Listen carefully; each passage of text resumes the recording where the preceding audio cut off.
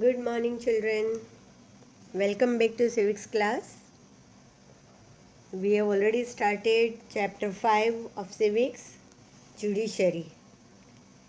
In this chapter, till today, you will learn about meaning of judiciary, role of judiciary. You learn about what is an independent judiciary. Then you learn about the structure of court in India, three types of courts in India. Integrated judiciary system, and you learn about legal branches. What are the different branches of legal system? There you learn about the criminal law and civil law. Now today we are going to discuss very important topic of judiciary, that does everyone have access to the court?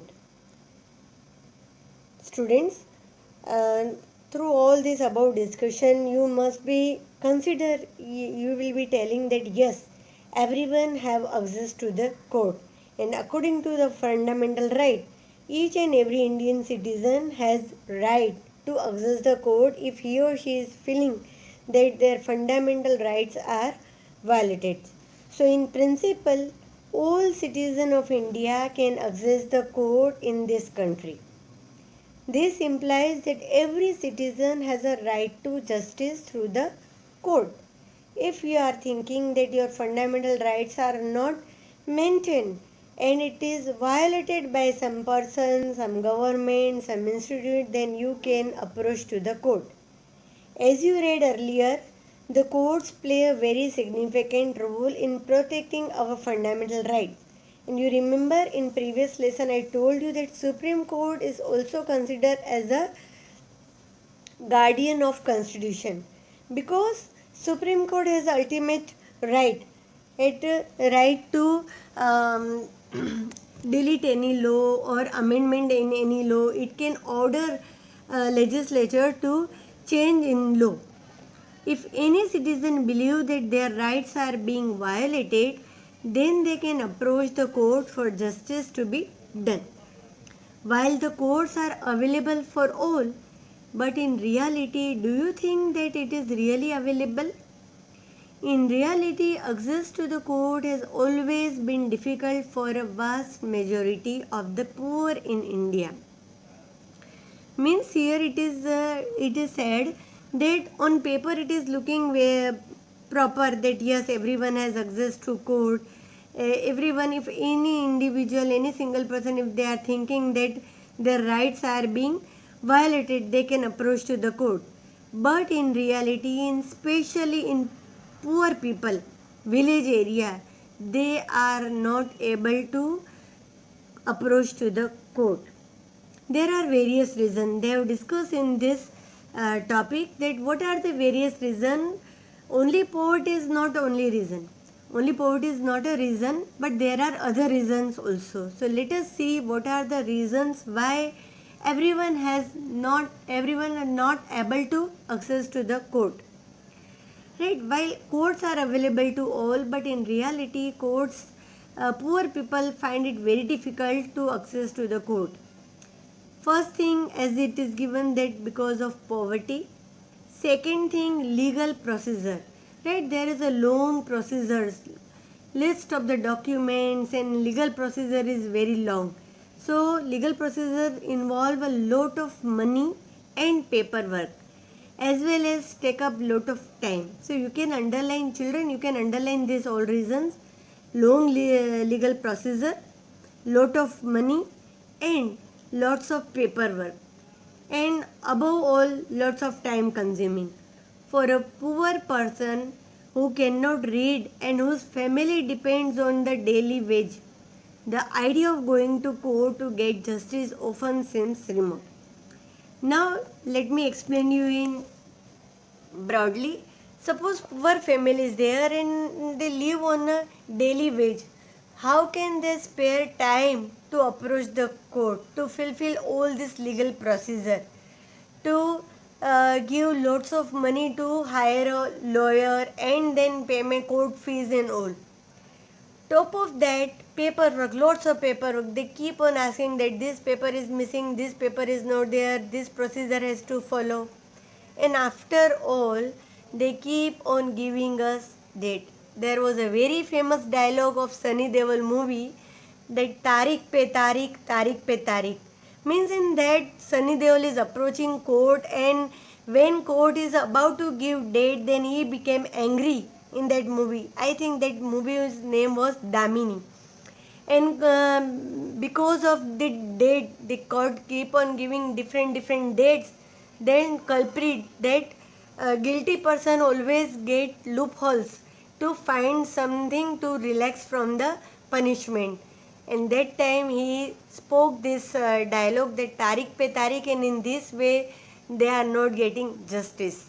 So in that way also, and here also, they have given us lots of things, that why poor people, even common people, even suppose if I or you will find that there is some dispute, then if we go to court, then we will find that let it be, we don't want to, because our system is like this. Legal procedure, so many things we have to follow, so many papers we have to prepare. Then after that we have to hire a lawyer, depends on our case. A lawyer will charge fees, then court fees.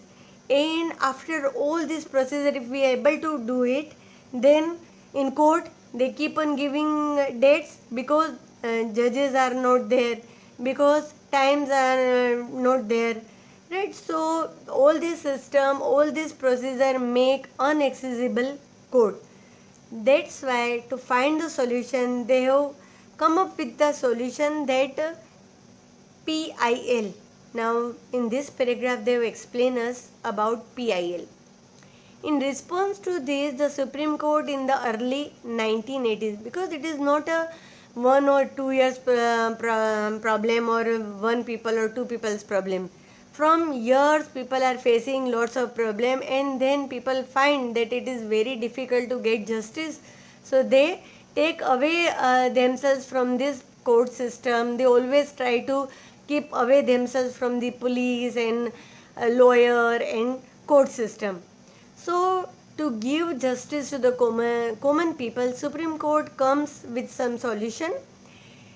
They devise a mechanism of public interest litigation. In short, it is called PIL.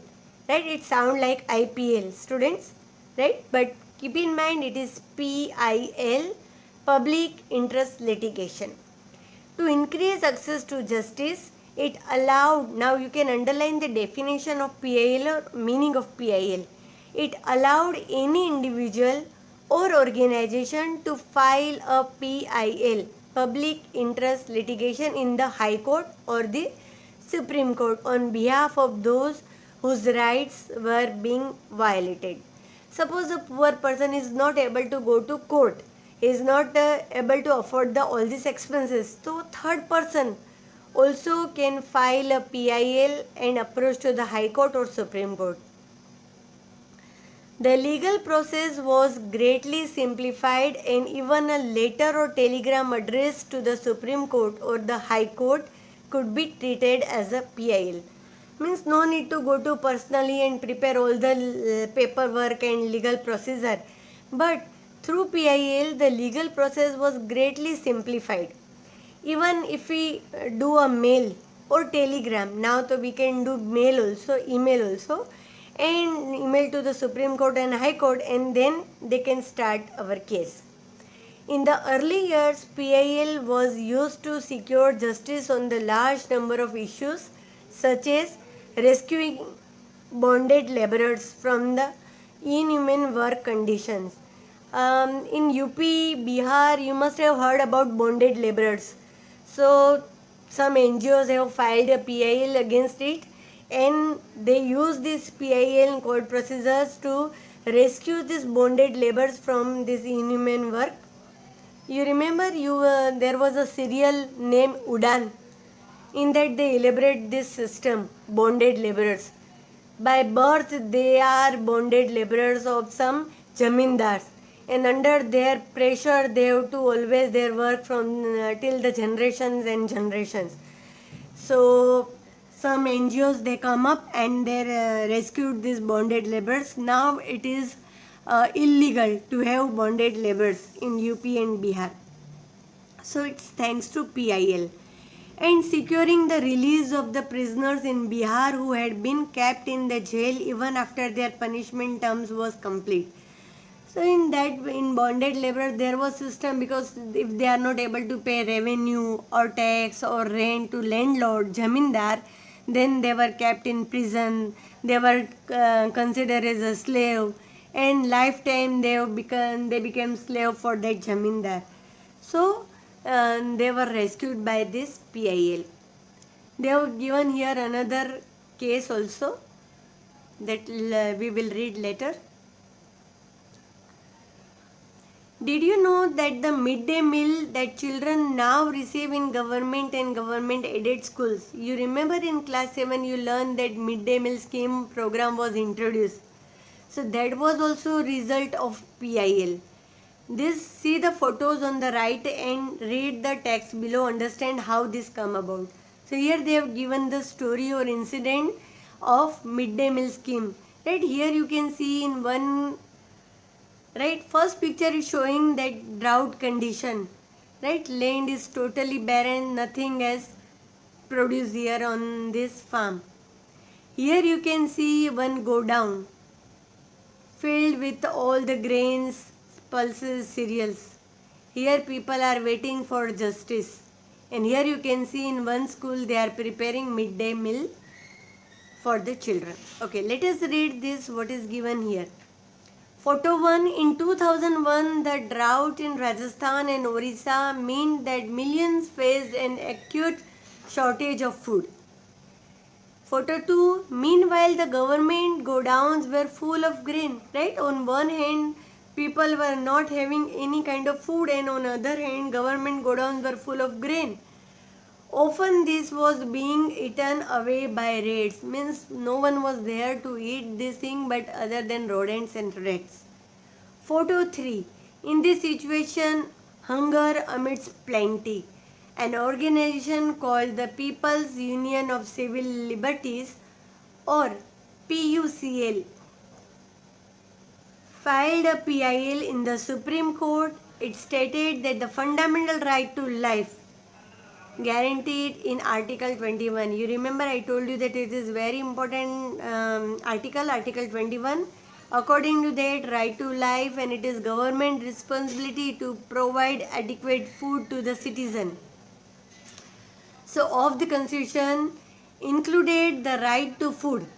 The states accused that it did not have adequate funds was shown be a wrong because the godowns were full.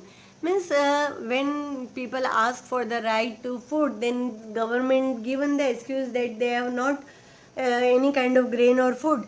But in that previous picture you can see that godowns were full of food. Photo 4. It therefore directed the government to provide more employment, to provide food at cheaper prices through the government ration shop. You know what is ration shop, right? General grocery store from where we are buying our groceries or malls. But there are ration shop also. Government is keeping this ration shop to give grains, kerosene, oil at very reasonable price, low price, on the basis of your ration card. It is also called the BPL card. So if you are showing that, you have right to access to the ration shop and to provide midday meals to the children. It also appointed 2 food commissioners to report on the implementation of government scheme. So after all this, and this NGO and this PUCL filed a PIL in Supreme Court, come in action, and it ordered to start midday meal schemes in the government schools, and it also asked government to provide food and employment to the citizen. So this was how PIL helped to access to the court, right? So we can say the some answer for this question, that does everyone have access to the court? No doubt it is not so easy to common people to approach to the court. There is a lots of long court procedure, legal procedure, time consumption, lots of money involved in it, paperwork, and another thing that illiteracy prevailed in India. So by this reason it was very difficult for access to the court, but PIL we can say comes in some help. For the common person, access to the court is access to justice. If they are able to go to court, then only they will able to get justice. The court exercise a crucial role in interpreting the fundamental right of citizen. As you saw in the above case, the court interpreted Article 21 of the Constitution on the right to life. Means previously it is court, Supreme Court, which interpreted properly what include Article 21. Right, Article 21 it is said that right to life means for surviving one or to consider our thing as a life, what things are needed? Food, water, environment, education, this all comes in the Article 21. They therefore ordered the state to take certain steps to provide food for all, including the midday meal schemes. So soon after that, after 2001, Tamil Nadu's state started midday meal scheme, and then gradually other state also started midday meal scheme that you already learn in class 7. However, there are also court judgments that people believe work against the best interests of the common person. For example, activists who work on issues concerning the right to shelter and housing. You remember, we are just elaborating Article 21 also, right? So, right to shelter and housing is also part of right to life.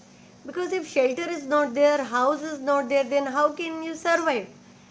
For the poor believe that the recent judgment on the evictions are far cry from the earlier judgment. While recent judgment tend to view the slum dwellers as an encroacher in the city. That in most of the city area you can find that there are slum, and slum dwellers means those who are living in that huts and slums, they are called that encroachers in the city.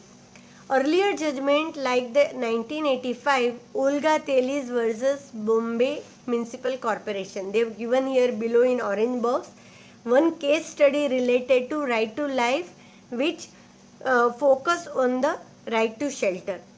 It tried to protect the livelihoods of slum dwellers. So let's read what is the case there.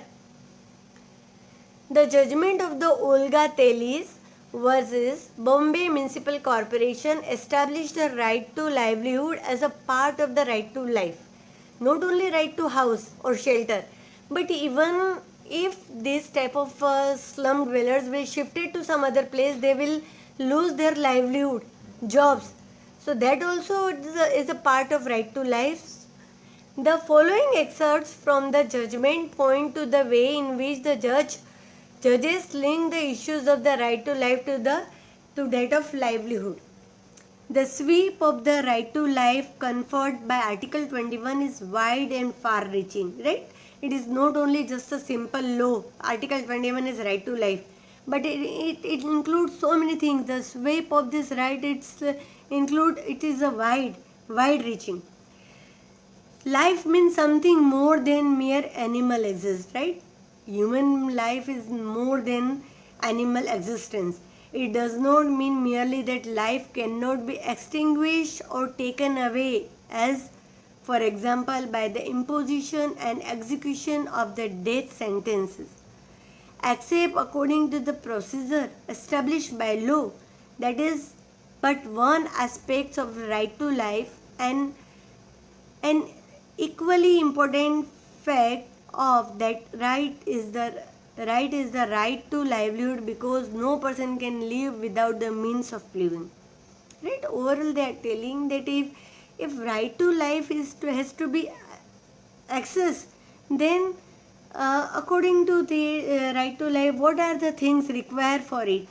Livelihood is also a part of it. No one can live without the means of living. That is the means of livelihood. Here now, what was the case? that the eviction of persons from the pavement or slum will inevitably lead to the deprivation of his means of livelihood. Means if you are evacuating persons from those who are living in slum area, so it means you are depriving them from their livelihood. Is a proposition which does not have to be established in each individual case. In the present case, that fact constituting empirical evidence justify the conclusion that the petitioner live in slums and on pavement because they have small jobs to nurse in the city, and for them there is nowhere else to live. Means those who are living in that slum area, if you evacuated them from that area, then where they will go? And what about their jobs? Small jobs they were doing around the city area, they were not able to do it. They choose the pavement or slum in the vicinity of their place of work, and to lose the pavement or slum is to lose the job. Means if they leave this place, if they lose the pavement or that slum area, means they are losing their job. The conclusion therefore is that the eviction of the petitioner will lead to the deprivation of their livelihood and consequently to the deprivation of their life. Means gradually if livelihood is not there, life will be not there. So right to life will be not maintained. So Supreme Court has given verdict in favor of these slum dwellers.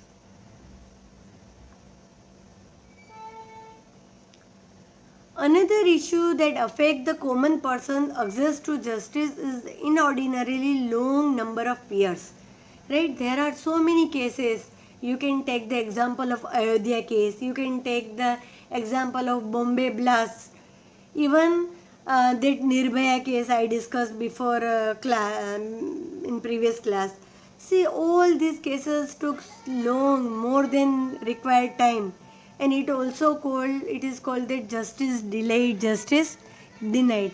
It means according to the law, when time justice is very late, no doubt justice is given, but if it is very late, means you are not able to get justice. Justice delayed, justice denied is a very common phrase for Indian judiciary. The Indian judiciary is infamous for the pending cases piled up in the closets in its cupboard, which according to a 2018 report are estimated to be around 30 million cases are pending. The ratio of judges per citizen severely very low, around 17 judges per 1 million. You can see in the table also.